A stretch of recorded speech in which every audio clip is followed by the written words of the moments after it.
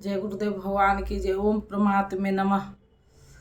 गुरु ब्रह्मा गुरु विष्णु गुरुदेवो महेश्वर, गुरु साक्षात परम ब्रह्मा तस्मै श्री गुरुवे नमः। जय गुरुदेव भगवान की जय। ओम परमात्मे नमः। भगवान कैसे भजते हैं? वे रथी बनकर खड़े हो जाते हैं, साथ चलने लगते हैं, यही उनका भजना है। दूषित जिससे पैदा होते हैं उनका विनाश करने के लिए वे खड़े हो जाते हैं। सत्य में प्रवेश दिलाने वाले सद्गुणों का परित्राण करने के लिए वे खड़े हो जाते हैं। जब तक इष्ट देव हृदय से पूर्णतः रथी न हो और हर कदम पर सावधान न करे, तब तक कोई कैसा भी भजन नंदी भजानंद क्यों न हो, लाख आंख मुदे लाख पर्यंत करे, वह इस प्रकृति के द्वंद्व से पार नहीं हो सकता। वह कैसे समझेगा कि वह कितनी दूरी कर चुका है, कितनी शेष है।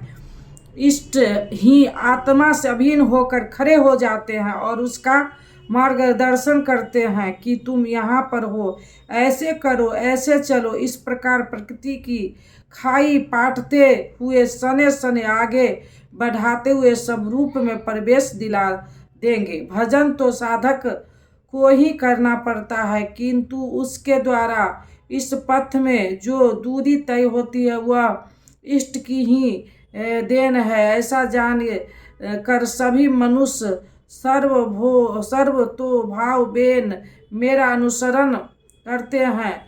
किस प्रकार वे बरतते हैं? वे पुरुष इस शरीर में कर्मों की सिद्धि चाहते हुए देवताओं को पूजते हैं। कौन सा कर्म? श्री कृष्ण ने कहा, अर्जुन तू नियत कर्म कर। नियत कर्म क्या है? यज्ञ की प्रक्रिया ही कर्म है। यज्ञ क्या है? साधना की विधि विशेष, जिसमें श्वास प्रवास का हवन, इंद्रियों को बहिमुख की प्रवाह को संयमनी में हवन किया जाता है, जिसका परिणाम में परमात्मा कर्म का शुद्ध अर्थ है आराधना, जिसका स्वरूप इसी अध्याय में आगे मिलेगा। इस आराधना का परिणाम क्या है? परम सिद्धि, परमात्मा शाश्वत ब्रह्म में प्रवेश, परम से की स्थिति। श्री कृष्ण कहते हैं, मेरे अनुसार बरतने वाले लोग इस मनुष्य लोक में कर्म के परिणाम परम से ने के सिद्धि के लिए देवताओं को पूजते हैं, अर्थात देवी संपत्ति को बलबली बनाते हैं। तीसरे अध्याय में उन्होंने बताया कि इस यज्ञ द्वारा तुम्हें देवताओं की वृद्धि करो, देवी संपत्ति को बलबली बनाओ। जो हृदय देश में देवी संपत्ति की उन्नति होगी तो तुम्हारी उन्नति होगी। इस प्रकार परम से उन्नति करते हुए परम श्रेय को प्राप्त हो जाओ। अंत तक उन्नति करते जाने की यह अंत क्रिया है। इस पर बल देते हुए श्री कृष्ण कहते हैं, मेरे अनुकूल बरतने वाले लोग इस मनुष्य शरीर में कर्मों की सिद्धि चाहते हुए देवी संपत्ति को बलि बनाते हैं, जिससे वह नेक सम सिद्धि शीघ्र होती है, वह असफल नहीं होती, सफल ही होती है। शीघ्र का तात्पर्य क्या? कर्म में प्रवृत्त होते ही तत्क्षण यह परम सिद्धि मिल जाती है। श्री कृष्ण कहते हैं, नहीं, इस सोपान पर क्रमश चढ़ने का विधान है। कोई छलांग लगाकर भक्ति ध्यान कैसे चमत्कार नहीं होता, इस पर देखे। अर्जुन, 4 वर्णों की रचना मैंने की तो क्या मनुष्य को 4 भाग में बांट दिया? श्री कृष्ण कहते हैं, नहीं, गुण कर्म विभागच्छ, गुणों के माध्यम से कर्म को 4 भाग में बांटा। गुण एक पैमान है, मापदंड है। तामसी गुण होगा तो आलस, निंद्रा, प्रमाद, कर्म न प्रवृत्त होने का स्वभाव, जानते हुए भी तब से निर्वृत्त हो पाने की व्यवस्था रहेगी। ऐसी अवस्था में साधक आरंभ कैसे करें। 2 घंटे आप आराधना में बैठते हैं, इस कर्म के लिए प्रयत्नशील होना चाहते हैं, किंतु 10 मिनट भी अपने पक्ष में नहीं पाते। शरीर अवश्य बैठा है, लेकिन जिस मन को बैठना चाहिए वह हवा से बातें कर रहा है। तू तर्कों का जाल बुन रहा है, तरंग पर तरंग छाई है, तो आप बैठे क्यों हैं? समय क्यों नष्ट करते हैं? उस समय केवल जो महापुरुष अव्यक्त की स्थिति वाले हैं, अविनाशी तत्व में स्थिर है, उनकी तथा इस पथ पर अग्रसर अपने उन्नत लोगों को सेवा में लग जाओ। उससे दूषित संस्कार सबल होते जाएंगे, साधना में प्रवृत्ति दिलाने वाले संस्कार सबल हो जाएंगे।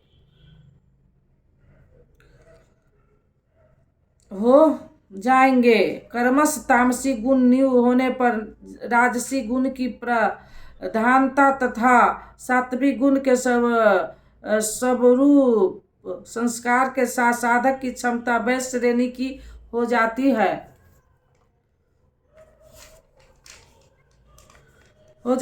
उस समय वही साधक इंद्रियों संयम आत्मिक संपत्ति का संग्रह स्वभाव वत करने लगेगा। कर्म करते करते उसी साधन में सात्विक गुण का बाहुबल हो जाएगा, राजसी गुण कम रह जाएगा, तामसी गुण शांत रहेंगे। उस समय वही साधक क्षत्रिय श्रेणी में प्रवेश पा लेगा। स्वर्ण कर्म में प्रवृत्त रहने की क्षमता, पीछे न हटने का स्वभाव, सब भाव पर सभी स्वामी भाव, प्रकृति के तीनों गुण को काटने की क्षमता उसके स्वभाव में ढल जाएगी। वही कर्म और सूक्ष्म होने पर मात्र सात्विक गुण कार्यरत रह जाने पर मन का समय, इंद्रियों का दमन, एकाग्रता, सरलता, ध्यान, समाधि, ईश्वरीय निर्देश, आसक्तिता इत्यादि ब्रह्म में प्रवेश दिलाने वाली स्वाभाविक क्षमता के साथ वही साधक ब्रह्म श्रेणी का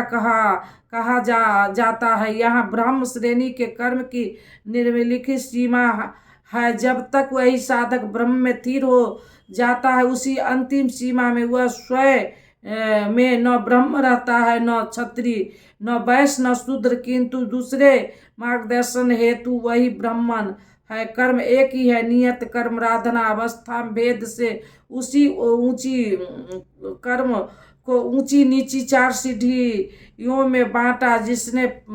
किसने बांटा?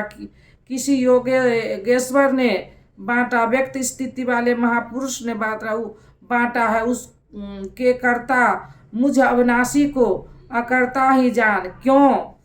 क्योंकि कर्मों के फल में मेरी अस्थिरता नहीं है। कर्मों का फल क्या है? श्री कृष्ण ने पीछे बताया है कि यज्ञ जिसकी पूरा होता है उस क्रिया का नाम कर्म है, और पूर्ति काल में यज्ञ जिसकी रचना करता है उस ज्ञान मृत्यु का नाम पान करने वाला शाश्वत सनातन ब्रह्म में प्रवेश पा लेता है। कर्म का परिणाम परमात्मा, उस परमात्मा की चाह भी अब मुझे नहीं है, क्योंकि वह मुझसे भिन्न नहीं है। मैं अव्यक्त स्वरूप हूँ, उसी की स्थिति वाला हूँ। अब आगे कोई सत्ता नहीं है जिसके लिए इस कार्य पर स्नेह रखूँ, इसलिए कर्म मुझे लिप्यमान नहीं करते। और उस स्तर से जो भी मुझे जानता है, अर्थात जो कर्मों के परिणाम परमात्मा को प्राप्त कर लेता है, उसे भी कर्म नहीं बांधते। जैसे श्री कृष्ण वैसे उस स्तर के जानने वाला महापुरुष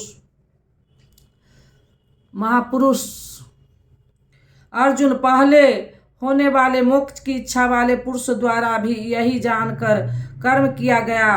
क्या जानकर यही कि जब कर्मों का परिणाम परमात्मा भिन्न न रह जाए, कर्मों के परिणाम परमात्मा की फुरहा न रह जाने पर उस पुरुष को कर्म नहीं बांधते। श्री कृष्ण इसी स्थिति वाले हैं, इसलिए वे कर्म में लिप्यमान नहीं होते। और उस स्तर से हम जान लेंगे तो हमें भी कर्म नहीं बांधेगा। जैसे श्री कृष्ण ठीक उसी स्तर से जो भी जान लेगा, ऐसा ही वह पुरुष भी कर्म बंधन से मुक्त हो जाएगा। अब श्री कृष्ण भगवान महात्मा, व्यक्त योगेश्वर या महायोगेश्वर जो भी रहे हो, वह स्वरूप सबके लिए यही समझकर पहले से मुमुक्षु पुरुषों ने, मोक्ष की इच्छा वाले पुरुषों ने कर्म पर कदम रखा। इसलिए अर्जुन, तू भी पूर्व जन्म द्वारा सदा के लिए हुए इसी कर्म को कर। यही कल्याण का एकमात्र मार्ग है। अभी तक योगेश्वर श्री कृष्ण ने कर्म करने पर बल दिया, किंतु यह स्पष्ट नहीं किया कि कर्म क्या है। अध्याय 2 में उन्होंने कर्म का नाम मात्र लिया कि अब इसी को तू निष्कर्म के विषय में सुन। उसकी विशेषताओं का वर्णन किया कि यह जन्म मरण के महान भय से रक्षा करता है।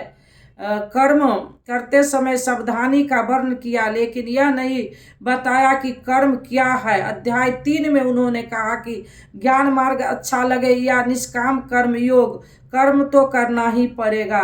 न तो कर्मों को त्याग देने से कोई ज्ञानी होता है और न तो कर्मों को न आरंभ करने से कोई निष्कर्मी हठवश जो नहीं करते हुए दम्मी है। इसलिए मन से इंद्रियों को वश में रख करके कर्म कर। कौन सा कर्म करे? तो बताया नियत कर्म। अब यह निर्धारित कर्म है क्या?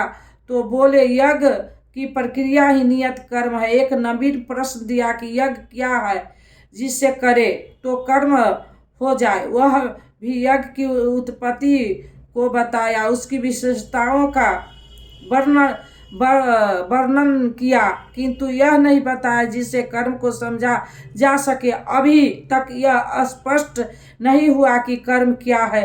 अब कहते हैं अर्जुन, कर्म क्या है,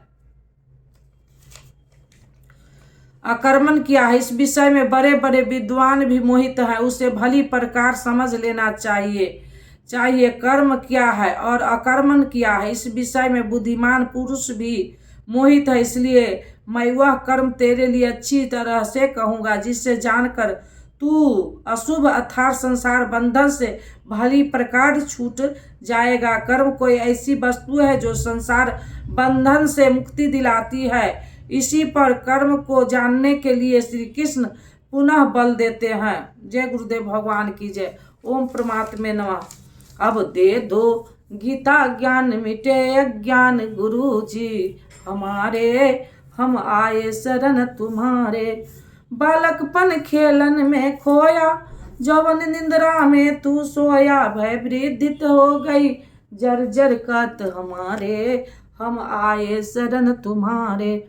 भय वृद्धित हो गई जर्जर कात हमारे, हम आए शरण तुम्हारे। सुत मात पिता बांधव दारा, नस्वर संबंध है सारा। जाएंगे संग शुभाशुभ कर्म हमारे, हम आए शरण तुम्हारे। जाएंगे संग शुभाशुभ कर्म हमारे, हम आए शरण तुम्हारे।